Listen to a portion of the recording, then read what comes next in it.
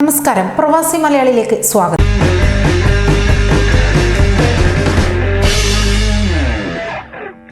അങ്ങനെ ഒരു കുഞ്ഞൻ വൈറസ് സൃഷ്ടിച്ച അങ്കലാപ്പിലാണ് ലോകമാകെ.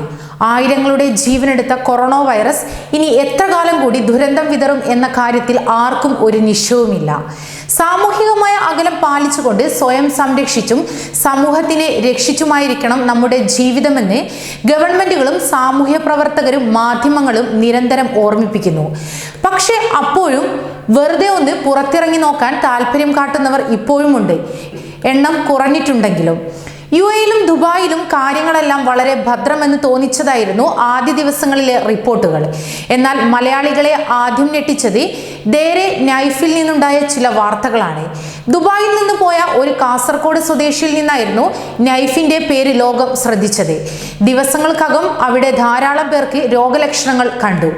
ആരെ വിളിക്കണം, എന്തു ചെയ്യണം എന്നറിയാതെ രോഗലക്ഷണമുള്ളവർ ഒരേ മുറിയിൽ തന്നെ ജീവിച്ചു വന്നതോടെ കൂടുതൽ പേരിലേക്ക് അത് വ്യാപിച്ചു തുടങ്ങി.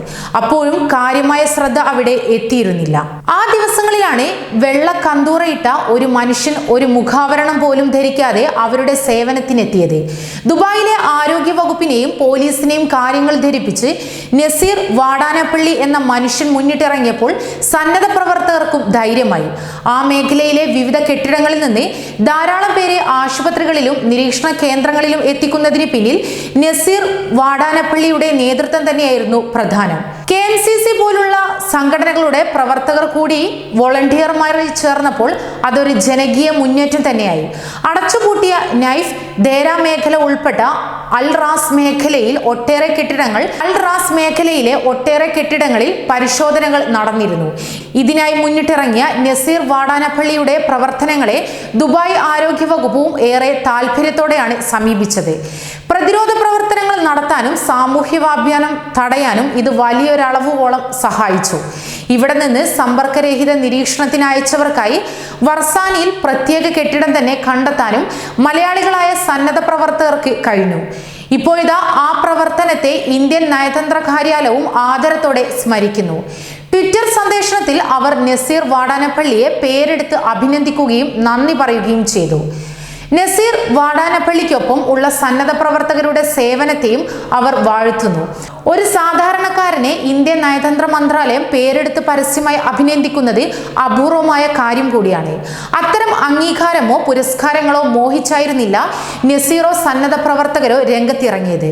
എന്തു ചെയ്യണമെന്നറിയാതെ വിറങ്ങലിച്ചു നിന്ന സഹജീവികളെ ആരോഗ്യ കേന്ദ്രങ്ങളിൽ എത്തിക്കാനായിരുന്നു അവർ ശ്രമിച്ചത്.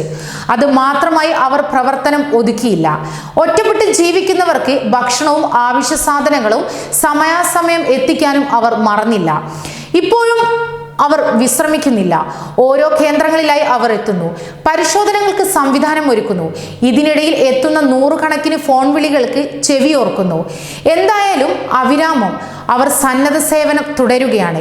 ഒട്ടേറെ സാംസ്കാരിക സാമൂഹ്യ സംഘടനകൾ, റെസ്റ്റോറന്റുകളുടെ കൂട്ടായ്മകൾ എന്നിങ്ങനെ കാരുണ്യത്തിന്റെ കൈകൾ നീട്ടി അനേകം പേരൊപ്പമുണ്ട്. അവർക്കെല്ലാം ഉത്തേജനം നൽകുന്നതാണ് ദുബായിലെ കോൺസൽ ജനറൽ മുൻകൈയെടുത്ത് ലോകത്തെ അറിയിച്ച ആ ട്വിറ്റർ സന്ദേശം. ആ 4 വരിയിൽ എല്ലാം ഉണ്ട്. അവാർഡിനേക്കാൾ തിളക്കമുണ്ട് ആ വരികൾക്ക്. നസീർ വാടാനപ്പള്ളിയും സഹപ്രവർത്തകരും ആരോഗ്യത്തോടെ സാമൂഹ്യ പ്രവർത്തനം തുടരട്ടെ. കൂടുതൽ പേർ പ്രചോദിതരായി അവർക്കൊപ്പം അണിചേരട്ടെ.